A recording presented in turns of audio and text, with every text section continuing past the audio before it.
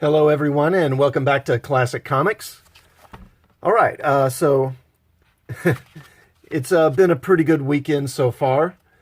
Last night I was putting on this jacket that I hadn't worn since last winter, and I put my hand in one of the pockets, and I found 19 bucks. So that was good. It's always nice to find money you didn't know you had.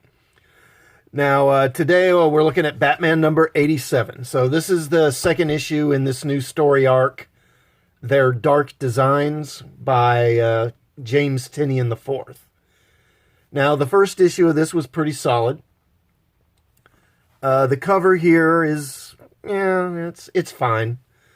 It's a bit misleading, but, you know, lots of comics do misleading covers. Again, the writer is James Tynion the fourth, and art by, I'm going to pronounce this Guillaume March. I don't know how you say it. So Tony Daniels did the previous issue, so it's a little disappointing to see he's not back for this one, but March does a fine job here. So this follows right after the last issue. We start with the Riddler, and he calls the Penguin to discuss the events that are currently taking place.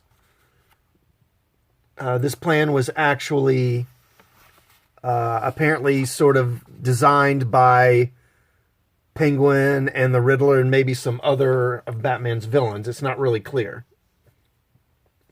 But now someone else has apparently hijacked this plan and is now enacting the plan themselves, and Penguin is preparing for a war in the underworld. And I really like how they portray the Penguin as just a ruthless, dangerous individual.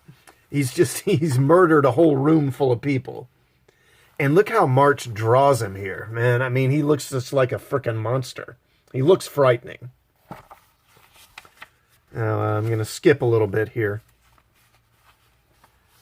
All right, so this is all connected to this new building project that Bruce Wayne is pushing to revitalize Gotham.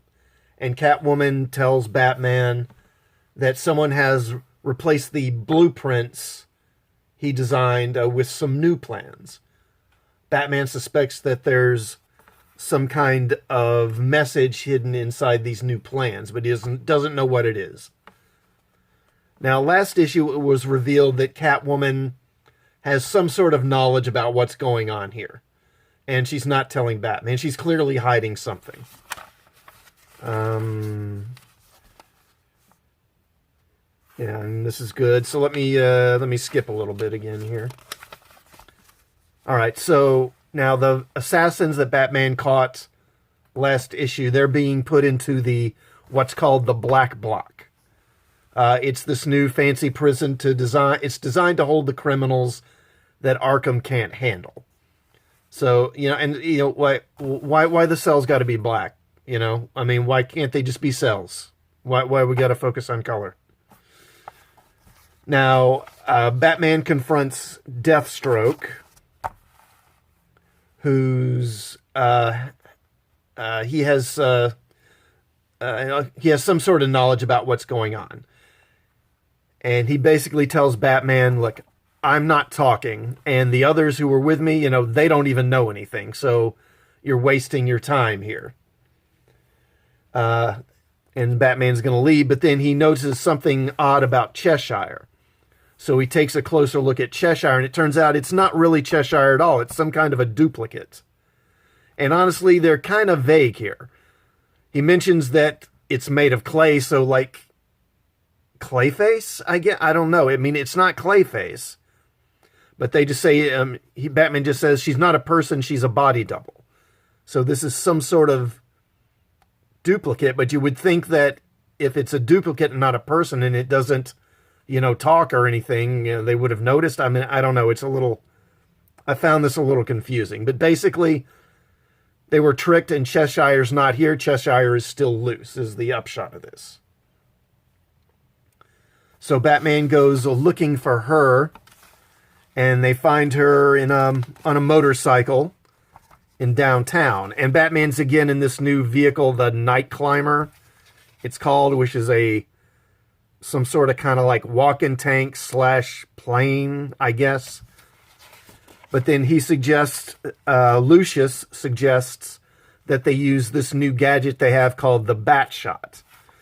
And what that is, and we get this nice sequence here and this nice 2-page spread.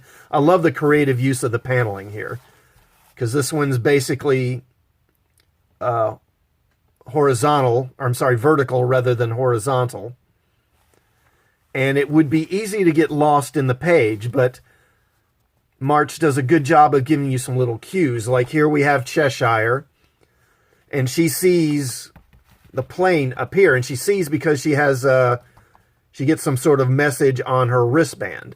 But then March provides these little panels here to sort of highlight that, which is nice. So anyway, this bat shot thing, it's this kind of sled that gets dropped out of the bat climber, or the night climber, whatever you call it. And you can see it here. It's kind of like this sled that's got these wheels on it. And so that gets dropped down onto the ground, and then the wheels are deployed, and then he can steer the thing. You can kind of see that here. And then, so he's closing in on her, and then she flips, off of the moving cycle onto him, scratches him with her nails, which are, poisoned. And she says, your heart's going to seize up or stop any second now. Do you have any last words? And he says, brace yourself. And and then she gets just friggin' nailed by this truck. And how she's alive after that, I don't know.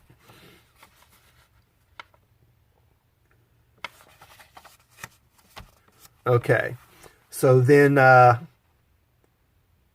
so Deathstroke is talking to Bullock here. And basically says, he likes working with people who are precise. Basically, people who have well thought out, thorough plans. And then what do you know? The restraints that are keeping them all, under wraps in their cells, they all are deactivated, and Deathstroke and all the other villains get loose. And then Deathstroke, he takes out a Bullock. Doesn't kill him, but he incapacitates him. And then he tells the others, okay, so the doors, security's been switched off.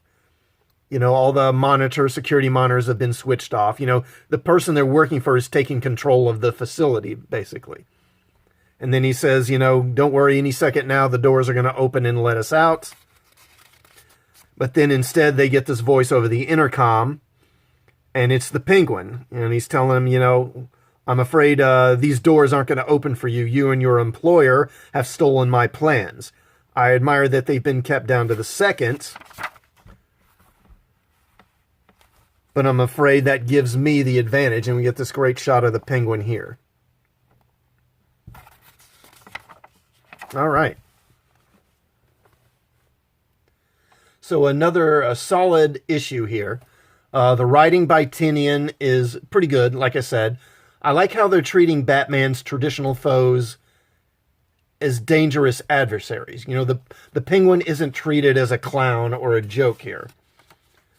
Clearly, Penguin, Riddler, and look at this image of Riddler. He's got this messed up back that's got kind of a question mark shape. I assume they all know who's behind all this, and I'm interested to see how this story unfolds. I like a good mystery. Now, the art by March is also good. I miss Daniels, but this is a good substitute. I'd like a little more action, honestly, but his was pretty good, and it doesn't feel padded, is one of the great things. The first issue of this storyline and then this one, they don't feel padded, like they're just stretching this out for the trade paperback. And like I said, I really like how he handles the Penguin when we first see him. You know, he's killing lots of people, and, you know, I mean, look how he draws the Penguin. I mean, he looks so messed up here. I hate it when the villain is portrayed as a buffoon or as incompetent, because it really undermines the hero. If the villain isn't really dangerous or competent, then it's really not that impressive if the hero beats him, is it? You know, there's a saying that a hero is only as good as his villain. And I think it's really true. In many ways, the villain is more important than the hero is. Usually it's the villain that drives the plot. And the hero really just reacts to what the villain is doing. I remember when I first kind of became aware of this. This was back in the early 90s. And I noticed that the more popular, successful heroes, you know, they tend to have good villains. It seems like the reason some comics don't succeed, or at least one of the reasons, is that the heroes don't have many good villains to fight. Go back and read old Thunder Agents comics, or read old Charlton comics. You know, the villains just aren't that good. Part of the reason that some heroes succeed is that they have good villains that you want to see the hero fight. Everyone wants to see Superman fight Luthor or Brainiac. Everyone wants to see Batman fight the Joker or Two-Face. Everyone wants to see Spider-Man fight Doc Ock or Green Goblin. And another good example is James Bond movies. The better Bond films tend to have the better villains in them. If you ask someone which Bond film is the best, you'll probably hear, say, Goldfinger, because it has Goldfinger and Oddjob in it. Or maybe The Spy Who Loved Me, because it has Jaws in it. You see a similar thing with Star Trek. Which Star Trek film is the best one? Most people will say The Wrath of Khan, because it has Khan in it. So it really does matter how the villain is portrayed, and too often some of Batman's villains are portrayed as goofballs. Now, you don't have to do that with lower tier villains like Signal Man or Crazy Quilt. Not every villain is going to be of equal worth, but the hero's main villains, his traditional villains, need to be shown as formidable. If not, then the hero really doesn't seem as heroic. Respect the classics is what I'm saying. And Tynion definitely seems to be doing that here. So yeah, a good issue. I say check this story arc out if you haven't already, and let me know what you think in the comments, or you can look me up on Twitter. My handle is @ComicsClassic. Also, please like this video on your way out, and please subscribe to the channel and hit the bell for notifications of more videos, and I'll see you all next time. Thanks for watching.